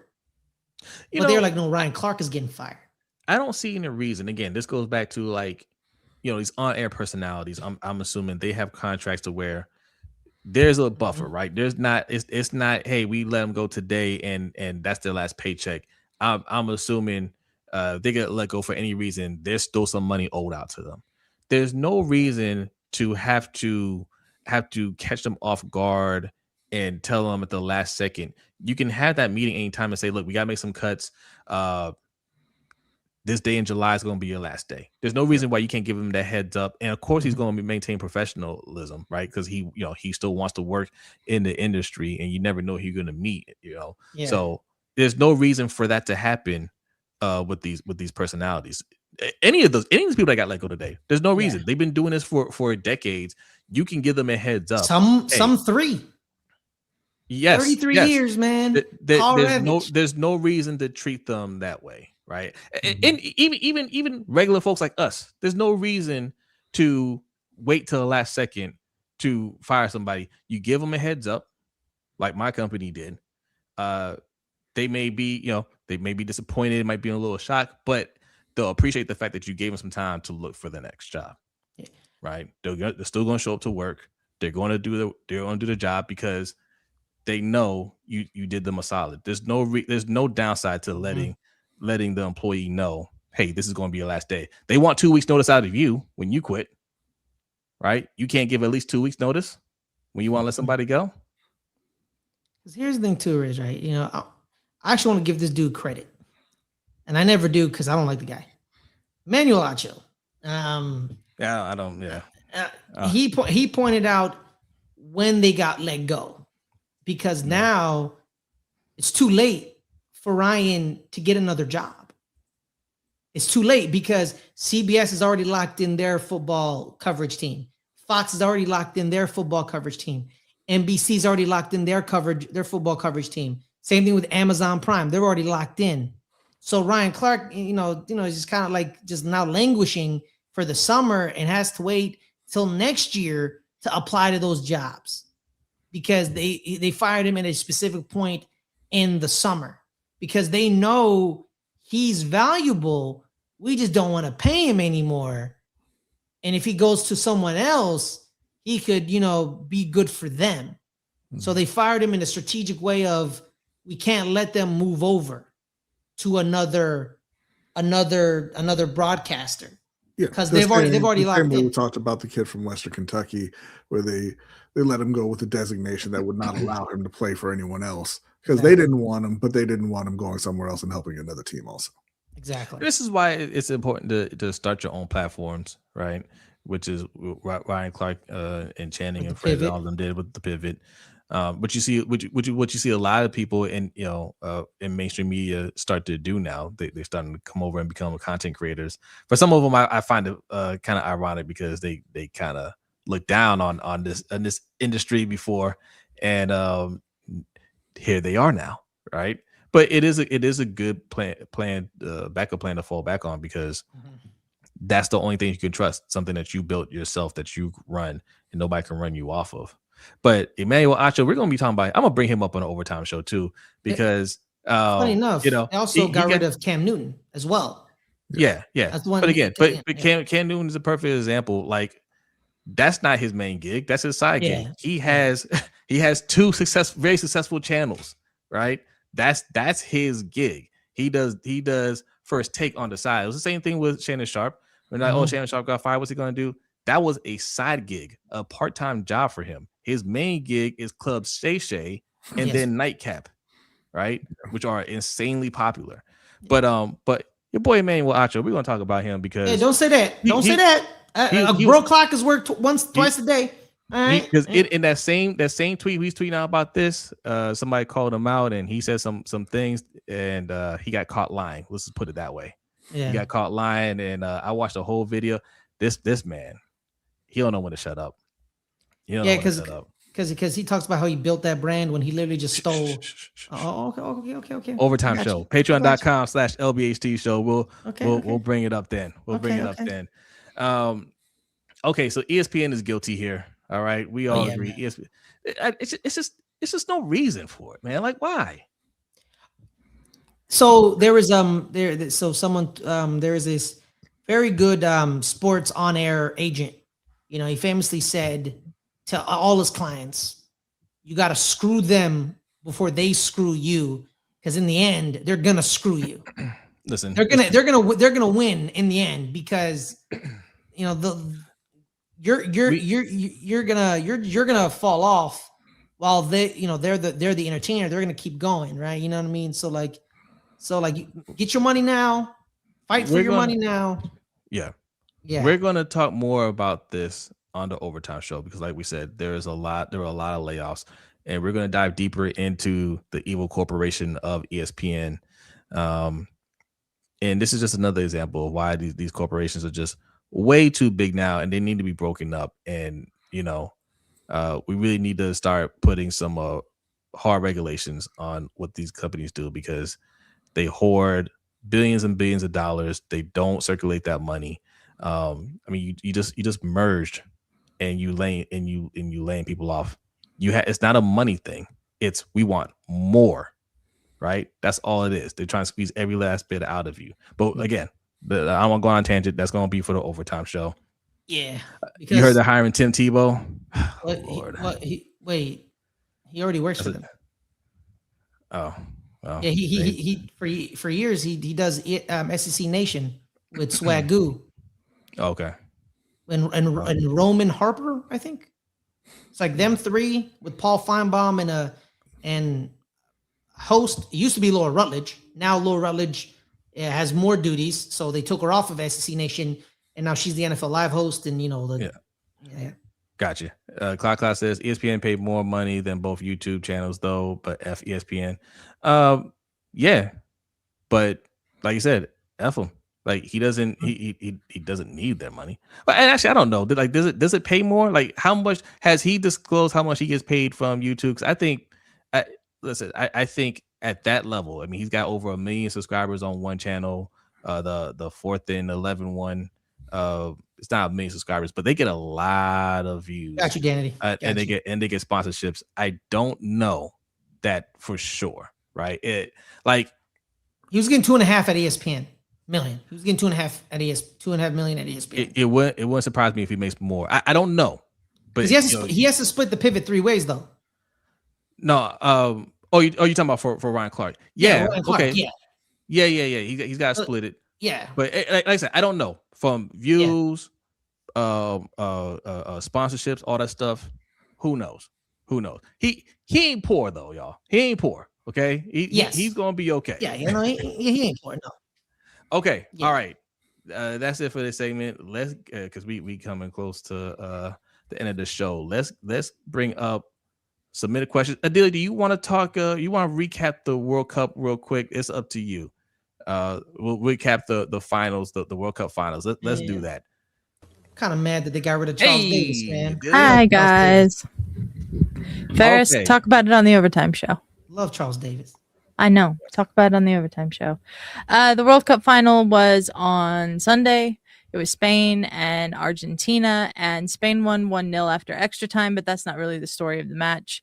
Argentina was they didn't show up. They had no shots on goal in this entire match. They had no shots, period, going into extra time. I think they might have gotten 1 off in extra time. Like, it was crazy that Argentina, who had been pretty dominant in their games as far as like scoring a bunch of goals and stuff, was just completely not there in the final. But Spain are your World Cup champions. This is the second time since that they've been World Cup champions. And ironically enough, they were last World Cup champ. Thank you, Ty. It's not a what? He says he's falling asleep. He's falling asleep. Oh. He's joking. Yeah. I gotta respect his continuity. I gotta respect it. Yeah, he doesn't like this type of football, and that's fine. Like, it's not for everybody. But Spain last won the World Cup in 2010. Ironically enough, the 2010 World Cup started with Mexico versus South Africa as the opener. That was also the opener in this World Cup. Shakira performed in 2010. Shakira performed at this World Cup. Spain won Group H in 2010. They won Group H in this World Cup. The same thing with the final. It ended 1-0 to Spain in extra time. That happened in 2010 as well. The losing team in the final got a red card. That also happened in 2010. It was late too. That's a late red card. Yeah, it was a late red card. So it was pretty crazy, all of the parallels to the 2010 World Cup in the end. But I agree with Osmond. Spain locked them down. They exposed Argentina for what it was. Mm-hmm. Messi was basically non-existent. When Argentina realized that they weren't going to win, they turned to dirty tactics. A lot of hard fouls, including the one that got Enzo Fernandez's second yellow card. And Spain deserved winners, in my opinion. That was probably Leo Messi's last World Cup game, which kind of sucks because he was just non-existent in it. They did something in the game that I don't understand, which was every time they had a free kick or a corner, they didn't cross it into the box. They took it short. And I don't understand that. But yeah, this was pretty crazy. Also crazy was the third place game, which basically FIFA does this. I don't know why they make the losers of the semifinals play for third place. Who cares is basically the point of this. And you could tell that when the game started, it was a who cares kind of game for them. It was 4-0 to England at halftime. And then France mounted a wild comeback attempt. It ended up being 6-4 England at the end of the game. 10 goals in that game alone. It was pretty crazy. Bukayo Saka scores a hat trick for England. And it was, Ferris is excited about that. It means nothing. It means absolutely nothing. Absolutely nothing. Oh, boy, got a hat trick. Everything. All right. Yeah. He's on everything. But the goals that Kylian Mbappe scored in the third place game meant that he ended up with the Golden Boot as the highest scorer of the tournament. He had 10 goals. It's his second straight Golden Boot award at the World Cup, and he also had passed Messi with those goals for the all-time lead in the goals for the World Cup. So we had that record broken twice technically in this World Cup. They beat Miroslav Klose's record at the beginning of the World Cup. His record was 16. Kylian Mbappe now holds the record with 22 goals all time at the World Cup. Yeah, 6-4. Yeah. So Messi lost twice, is what you're saying. Yeah, pretty much. He did. You know the funny thing about that third place game? So Bukayo Saka's 3 goals at the World Cup in that one game moved him to 4th all time for England World Cup goals. That team sucks. I wonder why it hasn't come home since '66. I don't think that's true, Ferris. No, it is because Jude is. He's tied with a lot of people then. Right. No, because Jude is 7. Jude has 7 at a World. Yeah. So he's like on third. The team or all time? All time. No, there's no way third is 3 goals. No, he is. I saw the graphic. Where's Caleb? No, Caleb in the chat. Where's Caleb? First of all, Fact check Ferris. Gary Lineker Harry Kane broke Gary Lineker's record, so both of them would have to be ahead of him. Jude had more goals than Saka, so he'd have to be ahead of him too. Yes. I don't trust that stat is all I'm saying.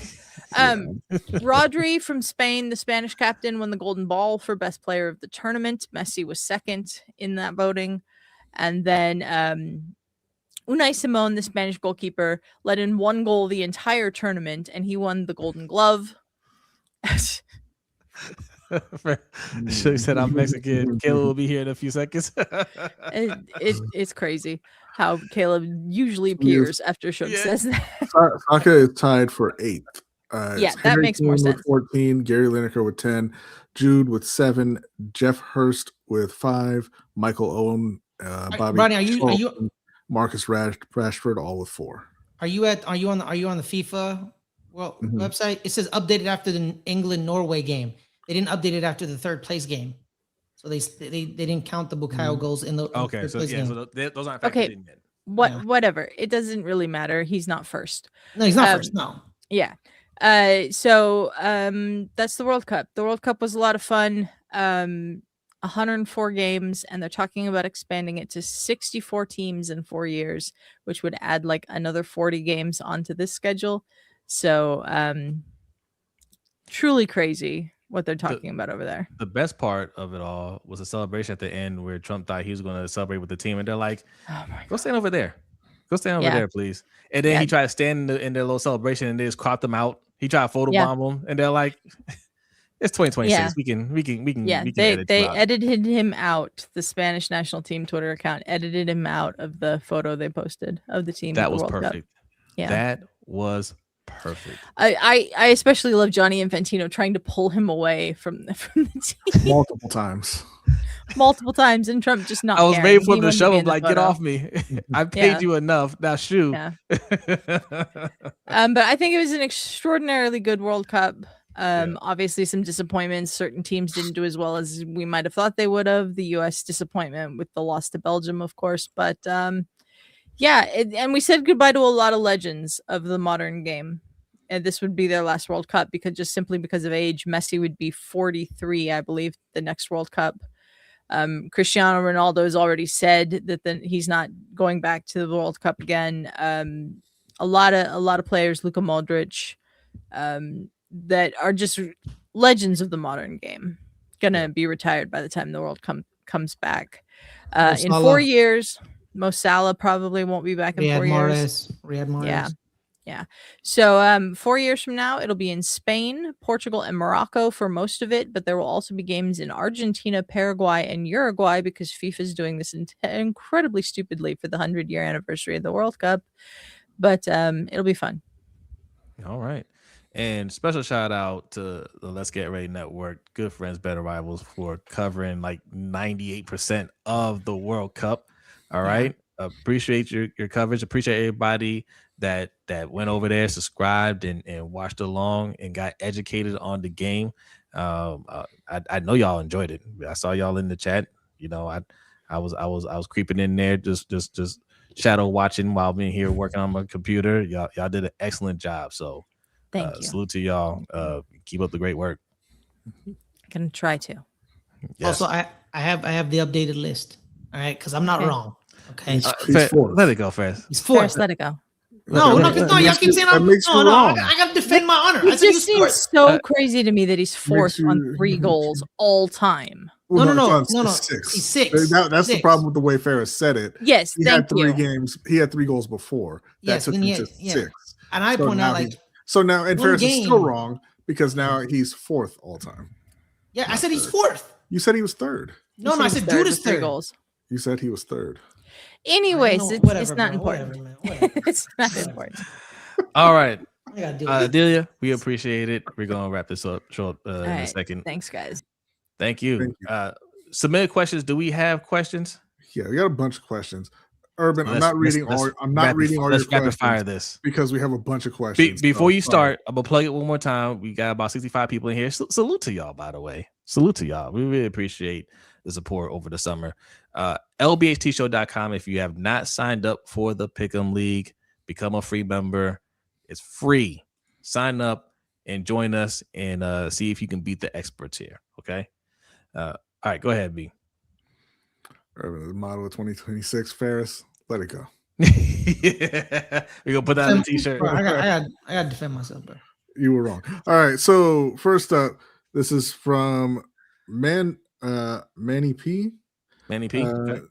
So what's good, guys? Fan of the show, part of the replay crew. Thank you very Thank you. much. There's a question: do you think Jesse will play starters like Lamar, Zay, Henry, and Kyle in the preseason? If so, how much should they play during the 3 games?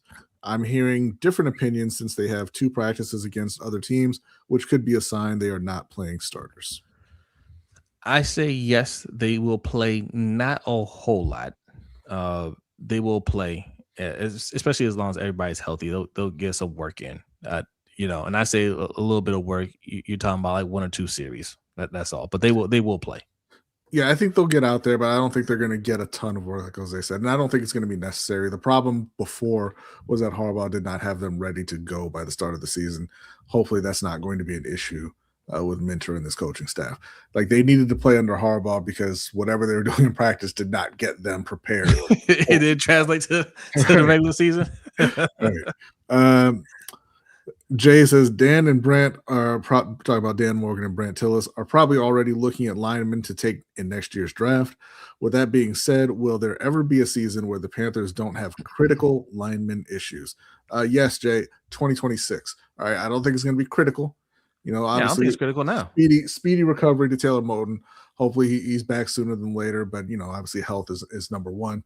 But I think that they put in enough work that Monroe Freeling, Rasheed Walker, they'll be able to hold it down there, and they've got good starters and depth across the interior line. So I don't think it's going to be a critical type season for the Panthers O-line this year, even with Moton's unfortunate, not an injury, but I guess condition. Yeah. No, like I mean, they're showing you now with their depth that it's not a urgent. You know, you got 2 main guys out, but you're still good. You know what I'm saying? Like you said, they put in the work, so that's not a. They're fine there. They're fine. Urban says, "What can take the Ravens and Panthers from contenders to serious contenders?" Quarterback play. For the Panthers, obviously quarterback play, not turning the ball over.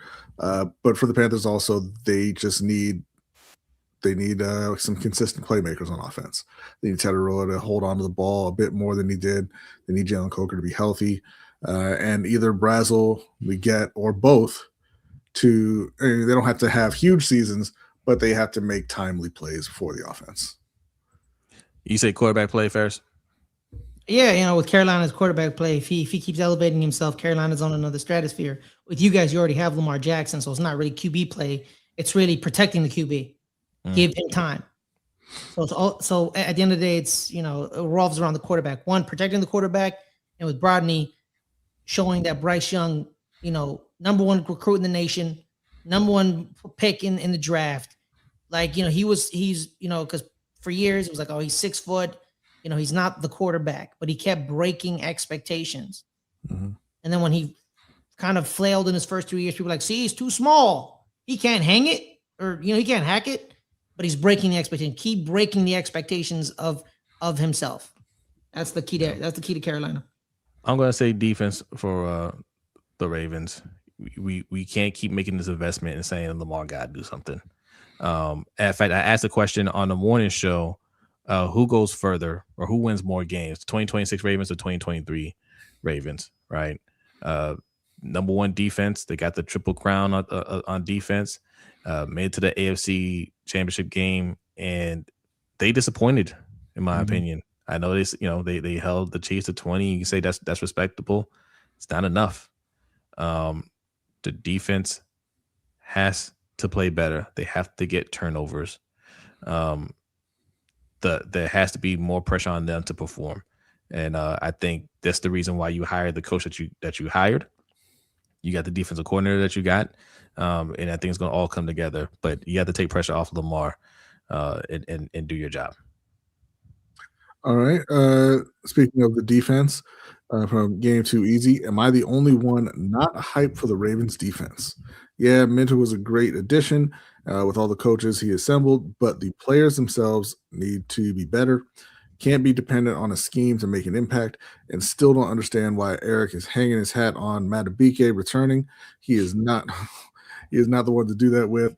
The pass rush is non-existent with him playing too. Well, scheme matters, right? Like, I don't think you're too dependent on it, but like you need coaches to put players, especially young players, in a position to win. We literally just saw that with the Seahawks. I don't think without good coaching, though, that unit could perform the way they performed. Yeah, but he does have a point where if you this is kind of where I was going with Kyle Hamilton earlier. If you are really that good, that talented, you have to be able to make plays independent of the scheme. Like, you have to be able to make things happen on your own. For Kyle Hamilton, yes, but for some of the other younger players, but Worry, I don't expect him to do that. But nobody on the defense did, really, right? True. They were all lost out there. None of them made plays. They were one of the worst defenses in the league. Now, that said, I do expect them to be a top 5 defense this year. I think a lot of those guys are very talented. I think it was not just that Zach Orr wasn't ready to be a defensive coordinator. I think they were all just done with the Harbaugh era. Yeah. Thank y'all for the likes. Appreciate that. You. Next up, this one's for you, Ferris, from Urban. He says, how many times will John Harbaugh say, quote, "This is the New York Football Giants. I'm sick of it already"? Oh, I thought you were going to say play like a giant. It's probably referring to that video that they released, the snippet of A Giant Life that they do. I didn't watch it. I don't care about his rah-rah speeches. I don't give a damn about his BS sound bites. You're being paid $100 million for 5 years, $20 million a year, fully guaranteed, because contracts for quarterbacks, for coaches and executives are fully guaranteed. I don't care what you say. I don't care what you do. I expect the playoffs all 5 years, and I expect one Super Bowl. And at the end of the 5 years, I get none of that. It is a colossal failure, and you wasted $100 million. Okay. End of discussion. I love it. Pretty outsized expectations there, but no, it's not though, Brodny. But it's not though, because it really is. Because here's the thing, right? Well, yeah, we aren't that good, but guess what? You know who wasn't good? The Bears before Ben Johnson got there. They sucked. They made the playoffs with the first-year head coach. Mm-hmm. So you're telling me a coach who's been in the league for a minimum 15 years can't take a Giants team that should have won at least 8 games last year because they blew multiple leads? You don't think he can give us at least, from 4 to 9 wins and a playoff berth? You're being paid. You are what you said in a Super Bowl win. Yeah, and I'll got tell 5 you, years to do it. The teams you have now should not reflect what you are 3 or 4 years from now. Absolutely not. But the difference between them and the Chicago Bears is that you aren't lining up with Caleb Williams. You're lining up with Jackson Dart and Cam Scatterbo. Hey, you know what? I think Sam Darnold won a title. Brad Johnson got a ring. Good. So you know what I mean? I don't think any of us like Jackson Dart the person. Trent Dilfer, but talent wise, I think depending on who you ask, he does have talent. If Coach was in here, he would tell you Jackson Dart's got some talent. He does. Some, Yes. sure. We should have beaten the Bears last year. Then he got hurt. All I'm saying is probably not going to get 5 straight playoff appearances and a Super Bowl with that bad of a team. Even if you want to say, hey, by the 5th year we should be Super Bowl contenders, you're probably not making it this year, so that already invalidates your expectation. It doesn't matter though. I see Ferris's point. Like you got to have a standard if you're gonna especially the people that are like, oh, Harbaugh is one of the best coaches in the league. You fire him, he'll get a job in 5 minutes. This is what they're telling go me. out there and be that guy. For sure, no. I understand where Ferris is coming from. I'm just saying you're not going to the playoffs 5 straight years and win a Super Bowl. That's typical. You know what, Brodny? You're probably right, but for any coach in any organization, because you don't know what's going to happen. Right? It wasn't difficult for Bill Belichick. One of those years, Jackson Dart. Okay, Andy Reid just missed the playoffs. All Ferris is saying is right? all Ferris is saying is all Ferris and New York fans are saying is John Harbaugh, get ready for that smoke. You better get it done. Better get it done. No, because he's doing like you see how these they know he's not gonna get it done. They're like, just get ready for us to roast you. That's what happened. Dude, these reporters, they're playing a little nice early on because they're feeling him out. He don't $100 million. You are what your contract says you are, right? Because guys, we talk about this, right? They always keep the players to their contracts. Like, you paid this man $100 million and he hasn't panned out. Same thing with coaches. You affect the game. Danny is such a mean-spirited person. I like it. She said, I'm so excited to watch the Giants this year. My eyes will be glued. All right, last one. We got to get out of here. It's almost 2 hours. This is from Shug. Happy Wednesday, LBHT crew. Happy Wednesday. So will we be talking doomsday in the OT? We know Jose is a hater, but that trailer must have done something for him. Make sure to check out LGRN trailer reaction. Much love. Thank you very much, Shug. Appreciate it. I mean, we could bring it up, I guess. The trailer was so good. I guess. So, all right. Danny says, I'm not mean. Ha ha ha ha ha. Yes, you are. That's some evil laughter right there, dog. You heard that laugh. How many times is Thor gonna get beat up by the big baddie in these movies? Listen, man, I'm telling you, that speech that Thor gave, I was like, you are not pumping up this team right now. like why is it always realistic? Right, thank you, Aunt Blazzy. So hard gone by the end of 2028, God willing. And that's $100 million down the drain. Ain't your money, and it don't come from the cap. Who cares? That's a good point. Yeah. All right, y'all. That is the show. Appreciate y'all coming through. I'm gonna plug it one more time. Patreon.com/LBHTShow. That's where you can find us next if you want to hang out with us. Kabashi said Odyssey was good. All right, cool. I might go see that in the theaters. There's very few movies that I'll go to the theater to watch these days. Not because I'm a movie snob. It's because I'm a broke boy and movies are expensive. Okay. So they don't read comics, man. They just making movies. Yeah, man, because nobody likes comics, bro. All right. No anymore. We gotta get out of here. Patreon.com/LBHTShow. Free membership, LBHTShow.com. Go over there now. Sign up for the newsletter. Sign up for the Pick'em League. All right, completely free. We're gonna have a lot of fun. You earn badges. All right, some of y'all already got badges. The first 75 people that signed up got a founding members badge in your profile. There are a ton of badges that you can earn every single week coming up here. Okay, so join us. Yeah. All right, Ferris. Thank you, Ferris, for joining us. Thank you again to Adelia for recapping the World Cup every single week. Appreciate it. Y'all need to watch the other football as Gronk. Good friends, better rivals. They cover everything over there. They cover everything. This and year, they me know and their Adelia, sports. me and Adelia will be doing Starting 11, our other football show. We'll be talking English Premier League, but we'll also talk about little news and notes. Starting 11. Other leagues. Starting 11. Yeah, Starting 11. Yes. Cool. Yes. Check it out. Check it out. All right. Adelia, are you ready? Adelia is ready. B. Ferris, you ready? Yep. Yes, sir. All right. Thank you, everybody. Overtime show is starting next for all your Patreon members and channel members. Everybody else, have a great night, and we will see you next time. Peace.